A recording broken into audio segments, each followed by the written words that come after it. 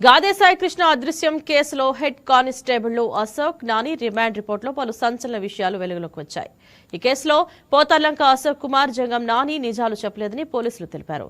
దర్యాప్తు అధికారి అడిగిన ప్రశ్నలకు మౌనం వహించారని చెప్పారు. హెడ్ కానిస్టేబుల్ ఉపయోగిస్తున్న ఫోన్లను అప్పగించాలని అడిగితే ఆర్థిక ఇబ్బందుల కారణంగా నాగ్పూర్లో గుర్తు తెలియని వ్యక్తులకు విక్రయించామని అన్నారు. మార్కాపురం నుంచి కృష్ణలంక పోలీస్ స్టేషన్కు వచ్చిన సాయి కృష్ణ ఏమయ్యాడనే విషయాన్ని వెలికి తీయాల్సి ఉందని పోలీసులు తెలిపారు.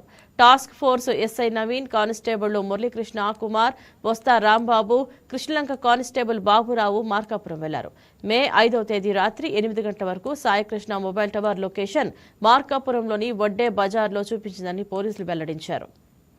6వ తేదీ తెల్లవారుజామున 4 గంటలకు బాబురావు మొబైల్ టవర్ లొకేషన్ మార్కాపురంలో చూపించిందని పోలీసులు చెప్పుకొచ్చారు. ఎన్డబ్ల్యూ అమలు చేయడానికి తీసుకువచ్చిన నిందితుడిని కోర్టులో హాజరుపరిచే గడువుకు ముందు నిర్బంధంలో ఉంచారని అన్నారు.